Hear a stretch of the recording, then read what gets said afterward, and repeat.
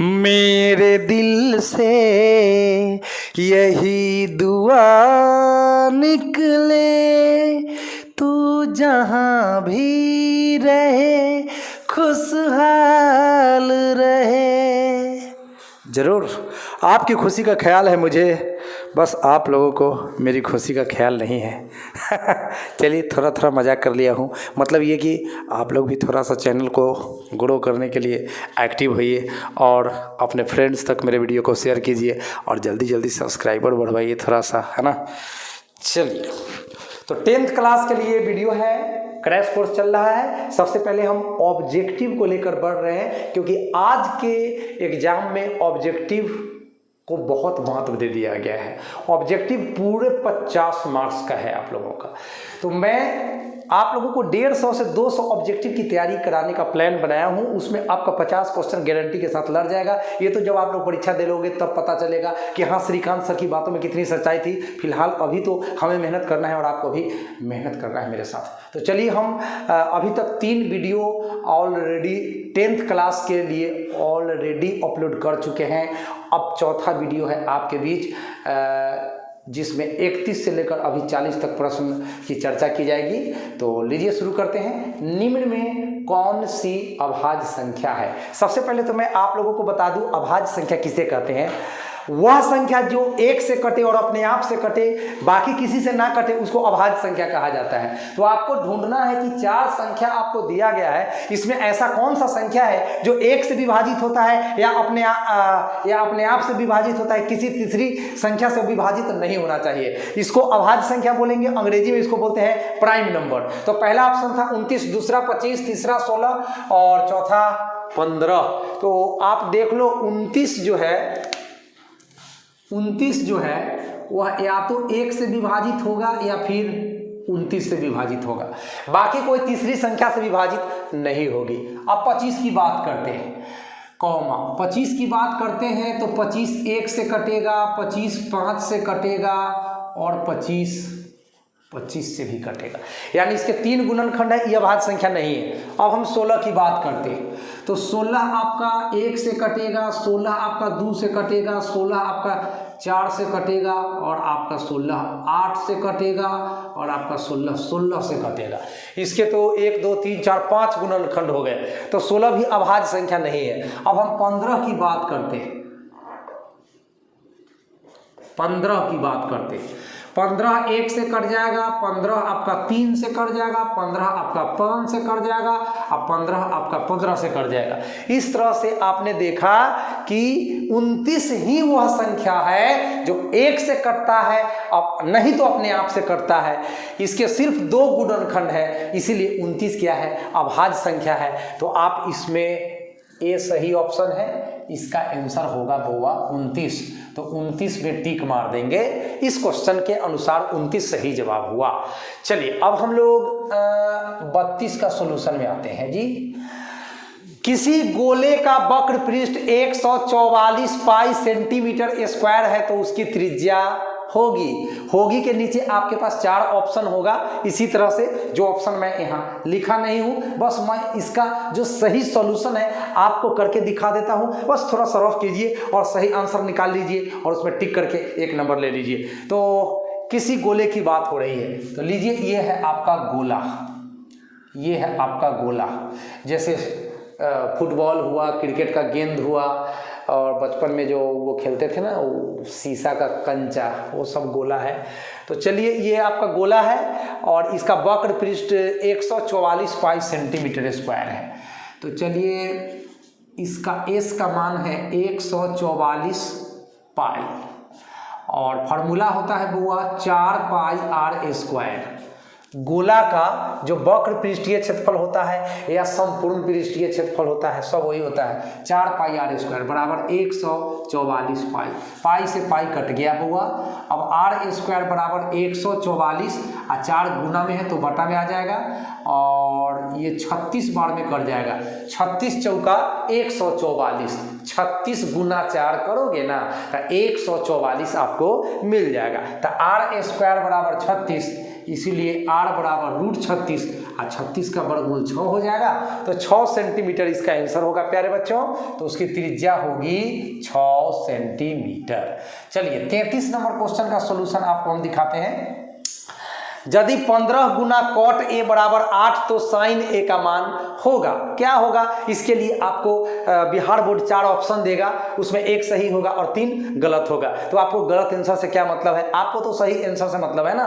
तो चलिए सही आंसर मैं करके दिखाता हूं। 15 कॉट ए बराबर 8, तो 15 कॉट ए बराबर 8 इम्प्लाइज दिस, ये 15 गुना में है बउआ सा, तो उधर जाएगा तो बाटा के नीचे चला जाएगा डिवाइड में, भाग में।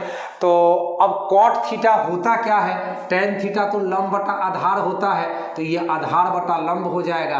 तो अब हम लोग कर्ण निकाल लेंगे, एच का वैल्यू जो कि होता है अंडर रूट पी का स्क्वायर जोड़ बी का स्क्वायर। आपका पी 15 है, 15 का स्क्वायर होता है 225, 15 का स्क्वायर क्या होगा? 225। आप 15 में 15 से गुना करके चेक कर लेना। ऐसे तो ये सब आपको याद रहना चाहिए, 1 से लेकर 100 तक के संख्या का स्क्वायर याद करके रखो, मैथ में तेज रहना है। तो बी बेस 8 है, 8 का स्क्वायर 64 होता है। अब इसको जोड़ोगे बउआ तो 5 4 9 2 6 8 और 2 289, इसका वर्गमूल 17 होगा। इसका वर्गमूल कितना होगा? इधर नहीं लिखते हैं, नीचे लिखते हैं कहीं कट ना जाए। तो 17 हो गया।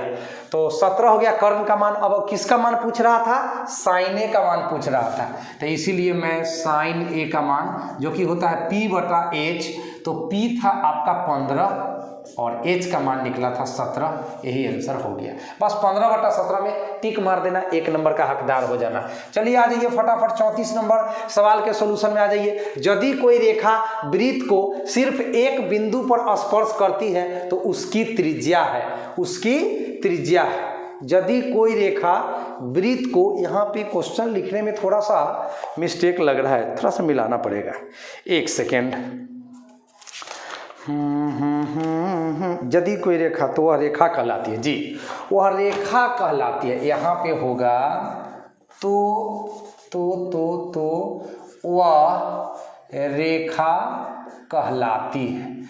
यहाँ पे हम माफ़ी चाहेंगे, थोड़ा सा क्वेश्चन हमसे मिसप्रिंट हुआ था, सॉरी बोलेंगे। यदि कोई रेखा वृत्त को सिर्फ एक बिंदु पर स्पर्श करती है तो वह रेखा क्या कहलाएगी? देखिए बुआ, ये आपका वृत्त हो गया, ये यहाँ पे केंद्र हो गया इसका सेंटर। अब कहता है कोई रेखा है जो वृत्त को सिर्फ एक ही बिंदु पर स्पर्श करती है। तो लाइक दिस, यहाँ पे कोई पॉइंट है और ये कोई रेखा है, ये कोई रेखा है, आप देख सकते हैं ये रेखा है। तो दोनों तरफ तीर का चिन्ह लगा दीजिए ना, तो रेखा खंड हो जाएगा। ये कोई रेखा है जो वृत्त को सिर्फ एक बिंदु, मान लो ये बिंदु P है, P पर स्पर्श करती है और ये रेखा का नाम दे दो PT। तो PT को हम लोग क्या कहेंगे?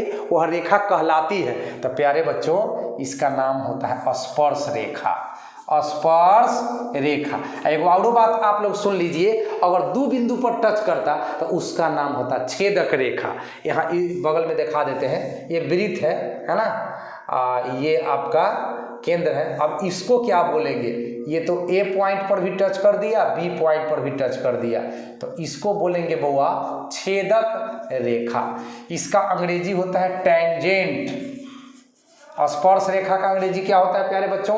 टेंजेंट। और छेदक रेखा का अंग्रेजी होता है सेकेंड। थोड़ा थोड़ा अंग्रेजी वर्ड भी जानो, आगे आप लोग इंटर में पढ़ोगे तो हो सकता है इंग्लिश मीडियम में पढ़ना पड़ जाए, तो कुछ कुछ वर्ड मीनिंग जानोगे तो आगे चलकर आपको फायदा ही देगा, नुकसान देने का ये सब चीज़ नहीं है। तो 34 नंबर सवाल का सॉल्यूशन हो गया। रेखा कहलाती है क्या बउआ? स्पर्श रेखा। स्पर्श रेखा कहलाती है जो वृत्त को एक बिंदु पर छूता है ना, जो रेखा वृत्त को एक बिंदु पर टच करके पास करता है ना, उसको स्पर्श रेखा कहते हैं प्यारे बच्चों। चलिए अब हम 35 नंबर सवाल का सॉल्यूशन देखेंगे, लेकिन उससे पहले हमें करना होगा बोर्ड को क्लीन। तो चलिए बोर्ड को करते हैं क्लीन, तब तक आप थोड़ा सा वेट कीजिए। ला ला ला ला ला ला ला ला, दुनिया बनाने वाले क्या तेरे मन में समाए, काहे को दुनिया बनाए। काहे को दुनिया बनाए,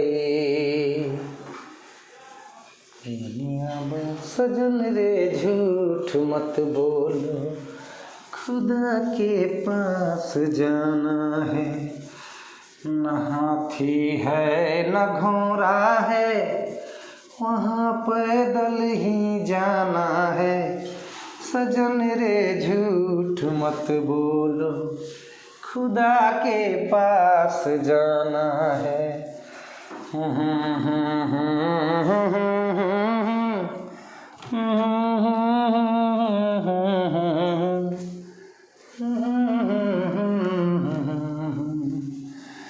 चलिए स्टूडेंट्स, तो बोर्ड आपका तैयार हो चुका है। अब इंतज़ार ख़त्म हो गई। ब्रेक के बाद आपका फिर से वेलकम है इंटेलिजेंट मैथमेटिक्स क्लासेस में। आप बने हैं श्रीकांत सर शो में। यहाँ पे आपको मिलता है भरपूर ज्ञान और मनोरंजन। क्या चाहिए इससे बढ़कर आपको चैनल पे क्या लेना चाहेंगे आप, जहाँ एक साथ ज्ञान और मनोरंजन दोनों भैया मिल जाता है, तो और क्या चाहिए। 35 नंबर सवाल में स्वागत है। रैखिक समीकरण युग्म x + 3y - 4 = 0 and 2x - 5y - 1 = 0 है। अब इसके लिए 4 ऑप्शन होंगे। क्या ऑप्शन होंगे उससे तो हमको कोई मतलब नहीं, इसका सही ऑप्शन हम तलाश के बता देते हैं, जिसको आप टिक करोगे और आप उसमें से 1 नंबर ले लोगे। तो चलो 35 का सॉल्यूशन देखिएगा आपका। अरे अरे अरे अरे अरे अरे, चलिए थोड़ा सा चलिए 35 का सॉल्यूशन। माय गॉड, बड़ा तकलीफ कर रहा है। चलिए 35 A1 है हमारा 1, x के पीछे कोई संख्या नहीं तो 1, और B1 है हमारा 3, बुआ B1 है हमारा 3, और C1 है हमारा -4। पहला समीकरण से A1 B1 C1 छांट लिया, दूसरे समीकरण से A2 B2 C2 छांट लूँ तो A2 हो गया आपका 2, और B2 हो गया -5, B2 हो गया -5, और C2 हो गया -1, C2 हो गया -1। ठीक है, अब क्या करोगे। अब A1 में A2 से भाग दे लो तो 1/2, कॉमा B1 में B2 से भाग दे लो तो 3/-5। अब गौर से देखिए ये दोनों बराबर हुआ कि नहीं हुआ, नहीं हुआ, तो हम लिखेंगे चूंकि A1/A2 बराबर नहीं है B1/B2, इसीलिए ये जो समीकरण हुआ उसको हम लोग कहेंगे अविरोधी समीकरण। क्या बोलेंगे बुआ जी? अविरोधी समीकरण। इसी में आप लोग टिक मार दीजिएगा, यही है इसका सही जवाब। तो समीकरण है, ये दोनों समीकरण कैसा है? तो अविरोधी समीकरण है। इसका मतलब है इसका अद्वितीय हल होगा। अविरोधी समीकरण का क्या पहचान है कि इसका अद्वितीय हल होगा, सिर्फ एक हल, सिर्फ एक हल। अगर कोई इसको हल करे, अगर इन समीकरणों को सोल्व किया जाए तो x तथा y का एक एक मान मिलेगा। बस 35 क्लियर। 36 नंबर सवाल में आ जाइए। 36 में कहता है p + 1 2p + 1 4p - 1 AP में है तो p का मान क्या होगा। इसके लिए आपके पास 4 ऑप्शन दिए गए होंगे, आपको बताना है सही ऑप्शन। चलिए तो शुरू करते हैं। p + 1 है, कॉमा, एंड 2p + 1 है, तो यहाँ पे 2p + 1 है, कॉमा, एंड 4p - 1 है, तो यहाँ पे 4p - 1 है। ये तीनों आपका AP में है। AP में है का मतलब समांतर श्रेणी में है। समांतर श्रेणी का मतलब संख्या इस तरह से बढ़े या संख्या इस तरह से घटे कि दूसरा पद में से पहला पद घटाइए, तीसरा पद में से दूसरा पद घटाइए, चौथा पद में से तीसरा पद घटाइए, अंतर हमेशा सेम टू सेम रहना चाहिए। ऐसे ऐसे अनुक्रम को हम लोग समानांतर श्रेणी कहते हैं, उसको अंग्रेजी में शॉर्ट में एपी बोलते हैं। फुल फॉर्म होता है अर्थमेटिक प्रोग्रेशन, अर्थमेटिक प्रोग्रेशन। तो चलिए, जब ये तीनों एपी में हैं तो इसका मतलब दूसरा माइनस पहला बराबर तीसरा माइनस दूसरा। तो दूसरा कौन है बउआ? 2p + 1 माइनस पहला कौन है बउआ? p + 1 बराबर तीसरा कौन है बउआ? तो 4p - 1 माइनस दूसरा कौन है? 2p + 1।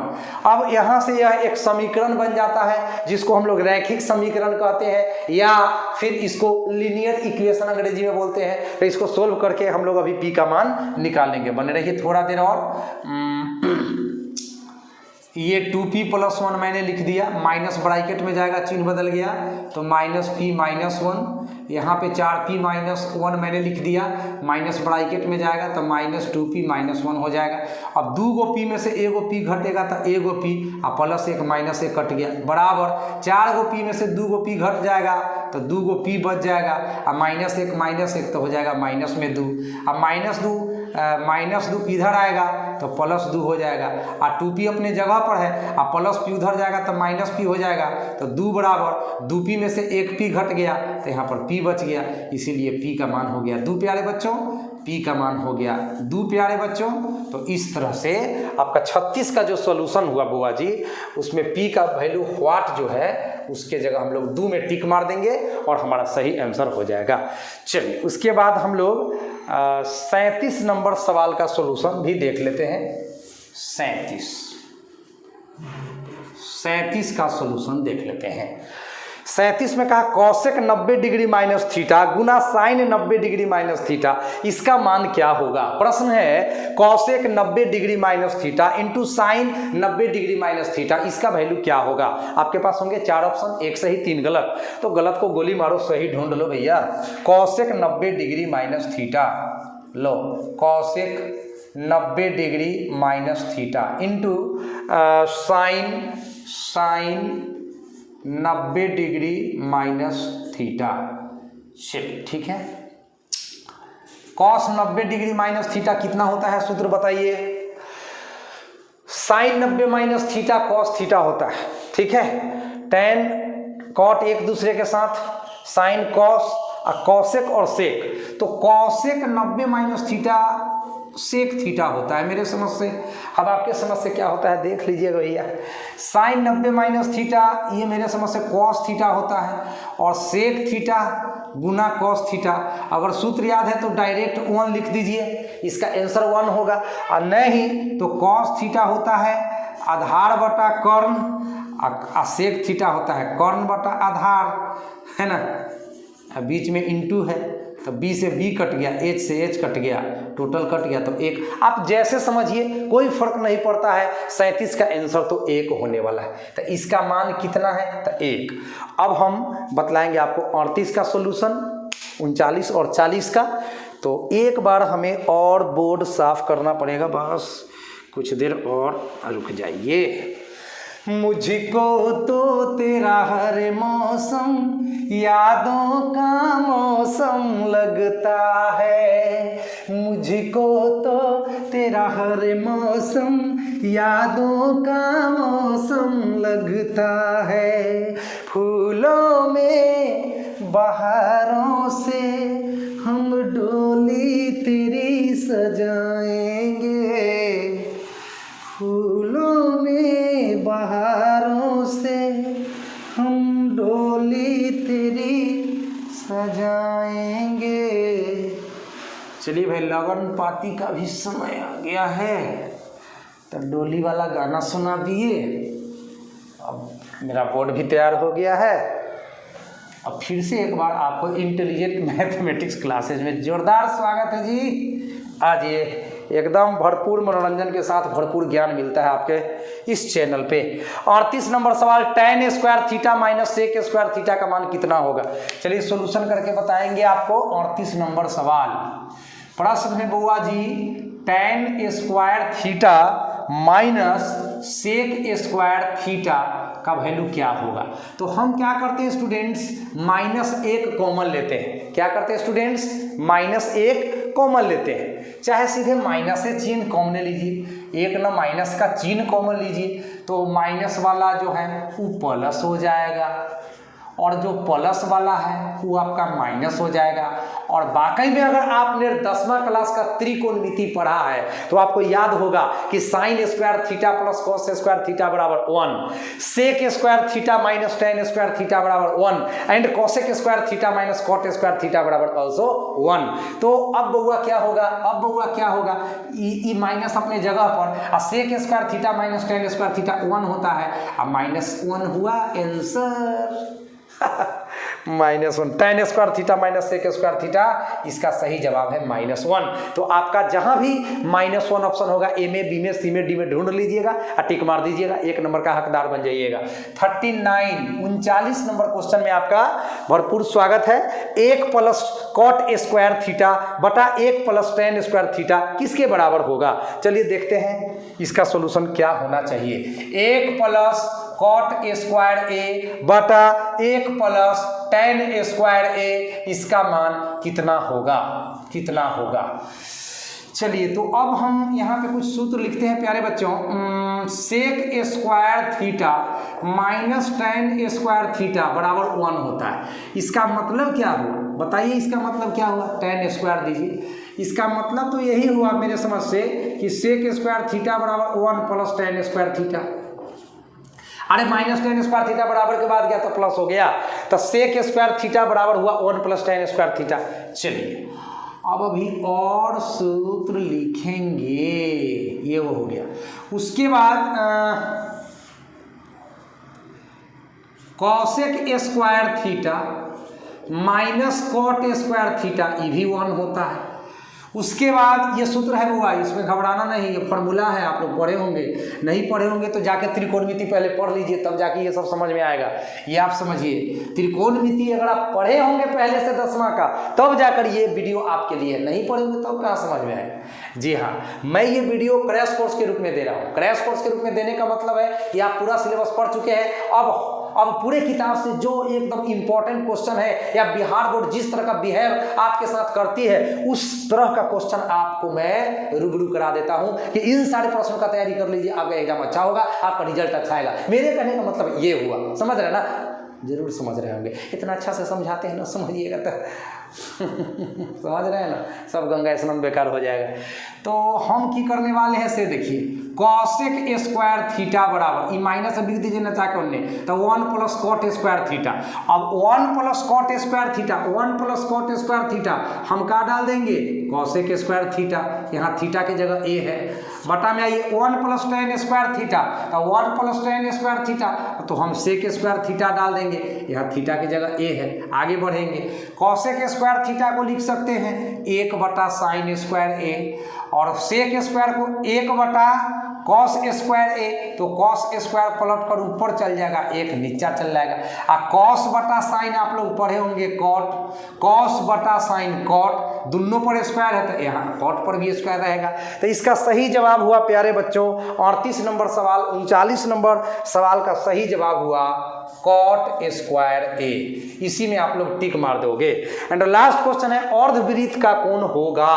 तो एक्चुअली में ये तो 9th क्लास का क्वेश्चन है, लेकिन अब 10वां क्लास में भी पूछ दिया है, तो चलिए जवाब देते हैं। अर्धवृत्त, ये पहले तो वृत्त बना लिया, एक व्यास खींच दो, एक व्यास खींच दिया तो आपका वृत्त जो है 2 इक्वल पार्ट में डिवाइड हो गया, प्रत्येक का नाम है अर्धवृत्त, सेमी सर्कल। चलिए इसी पर कहीं केंद्र होगा। अब लीजिए, ऊपर भी अर्धवृत्त और नीचे भी अर्धवृत्त, तो अर्धवृत्त का कोण कैसा होता है यही पूछ रहा है। तो मान लीजिए ए भी एक व्यास है। अब हम नीचे वाले अर्धवृत्त पर एक पी बिंदु लेते हैं, नीचे वाले अर्धवृत्त पर एक पी बिंदु लेते हैं, तो ये वाला कोण क्या होगा। तो 9th क्लास में एक थ्योरम पढ़ना था कि अर्धवृत्त का कोण समकोण होता है। अगर आप 9th क्लास में अच्छा से पढ़े होंगे तो ये चीज आपको बतलाया गया होगा कि अर्धवृत्त का कोण समकोण होता है। अगर नहीं पढ़े होंगे तो नहीं मालूम होगा। आप 9th का किताब लेकर टच कर सकते हैं, देख सकते हैं, ज्योमेट्री में आपको ये सूत्र मिल जाएगा। अर्धवृत्त का कोण समकोण होता है, ठीक है बुआ, यानी angle A P B is equal to 90 degree. इसी को बुआ समकोण भी कहा जाता है। तो ऑप्शन में अगर समकोण होगा तो समकोण में टिक मार देना, अगर ऑप्शन में समकोण ना होगा तो 90 डिग्री तो जरूर ना होगा, तो 90 डिग्री में टिक मार देना। तो उम्मीद करता हूं कि आप लोगों को ये वीडियो बहुत अच्छा लगता होगा। तो ये था चौथा पार्ट, ठीक है, ये था आपके लिए चौथा पार्ट। ऑब्जेक्टिव का हम 3 पार्ट अभी तक अपलोड कर चुके हैं, ये चौथा पार्ट है। तो 40 क्वेश्चन अभी तक आप लोगों को हम समर्पित कर चुके हैं। आप लोग इसी तरह से धीरे धीरे तैयारी करते चलिए, कदम से कदम मिला करके। मेरा टारगेट होगा कि मैथ में आपको 100 में मतलब एकदम 99 नंबर पहुंचा देना है। आपका मार्क्स जो है 99 हो, काट छाट के 1 आध नंबर कर जाए कोई दिक्कत नहीं है। तो इसके लिए हम मेहनत कर रहे हैं और आपसे मेहनत करवाएंगे। आप करिए, आप समर्पित भाव से मेहनत कीजिए और मेरे चैनल को सब्सक्राइब करके रखिए, और प्लस अपने दोस्तों से भी हमारे चैनल को सब्सक्राइब करवा दीजिए जो 10th की तैयारी में है, और उनको भी बोलिए कि श्रीकांत सर का वीडियो देखो भाई, बड़ा लाभ की चीज़ है। तो विदा लेते हैं। विदा लेने का आपसे मन नहीं करता है, लेकिन विदा तो लेना पड़ता है इस दुनिया में। रीति रिवाज तो यही है कि किसी चीज़ की शुरुआत हुई है तो उसका अंत भी होगा। तो बैच हम शुरू किए, अब बैच अंत हो रहा है। वीडियो शुरू किए थे, अब वीडियो अंत हो रहा है। तो चलिए, चलता रहेगा ये सब चीज़, ठीक है। तो हम पार्ट 5 लेकर बहुत जल्द आपके साथ होंगे। तब तक आप लोग चौथे पार्ट का आनंद लीजिए। वीडियो देखने के बाद लाइक ज़रूर कीजिएगा, और कोई तकलीफ़ हो तो कमेंट भी कीजिएगा, और ना तकलीफ़ हो तो भी कमेंट कीजिएगा। और वीडियो देखने के बाद फीलिंग कैसा आता है वो भी लिखिएगा। आपका फीलिंग भी हम जानना चाहेंगे कि आपका फीलिंग क्या है, आपको कैसा महसूस होता है, आपको मीठा लगता है, खट्टा लगता है, कैसा लगता है ना। चलिए, गुड बाय, मिलते हैं एक प्यारे से वीडियो में।